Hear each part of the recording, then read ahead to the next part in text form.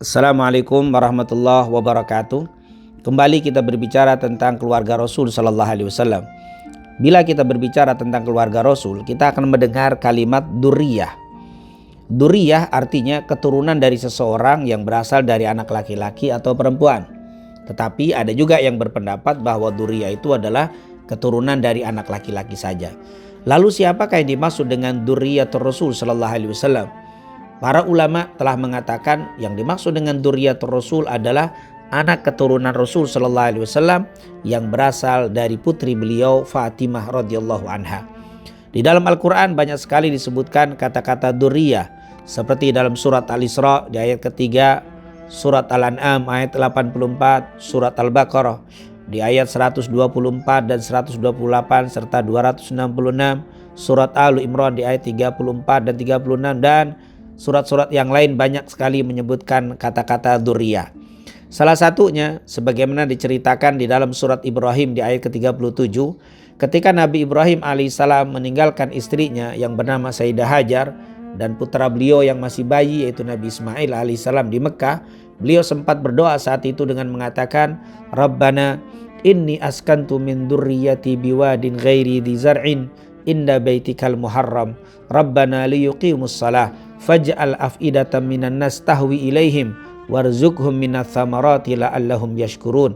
Ya Allah, sungguh aku telah menempatkan sebagian dzurriyyahku di lembah yang tidak ada tanaman di dekat rumahmu Baitullah yang suci. Ya Allah, yang demikian itu agar mereka mendirikan salat, maka jadikanlah hati sebagian manusia cenderung kepada mereka dan berilah rizki kepada mereka dari buah-buahan.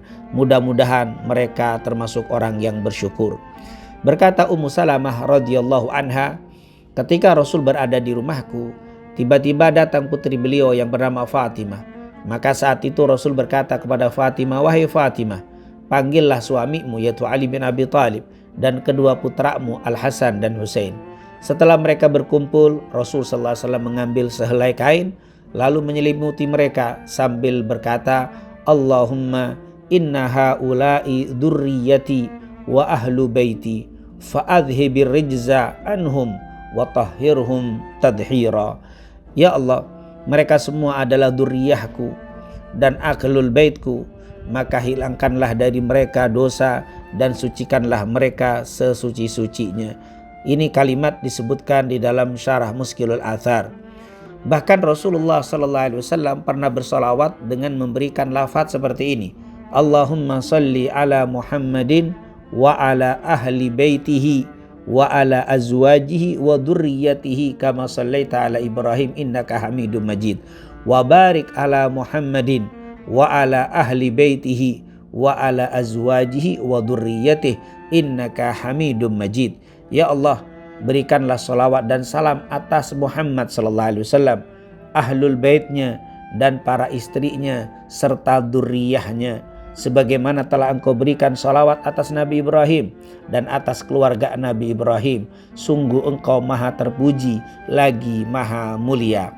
Hadis ini atau lafaz ini disebutkan oleh Al-Imam Ahmad dengan sanad dari Abdul Razak, dari Ma'mar, dari Abu Tawus, dari Abu Bakar bin Muhammad ibn Amr ibn Hazm, dari salah seorang sahabat Rasul sallallahu alaihi wasallam.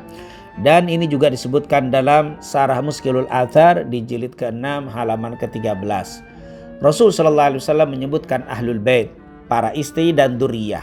Ini menunjukkan ada perbedaan maksud dari setiap kalimat tersebut di atas, walaupun secara garis besar sama. Mereka semua adalah keluarga Rasulullah yang wajib kita cintai. Bila keimanan kita dianggap tidak sempurna jika tidak mencintai saudara kita sesama muslim, sebagaimana dikatakan oleh Anas bin Malik, Rasulullah bersabda, la yu'minu ahadukum hatta yuhibba li akhihi ma yuhibbu li nafsihi. Tidak beriman salah seorang di antara kalian hingga mencintai saudaranya seperti dia mencintai diri sendiri. Bagaimana dengan keluarga Nabi Muhammad sallallahu alaihi wasallam? Pasti kita harus lebih mencintai mereka melebihi kecintaan kita kepada kaum muslimin secara umum. Semoga Allah Subhanahu wa taala menjadikan kita semua pencinta ahlul bait Rasulullah sallallahu alaihi wasallam. Amin. Amin ya rabbal alamin. Assalamualaikum warahmatullahi wabarakatuh.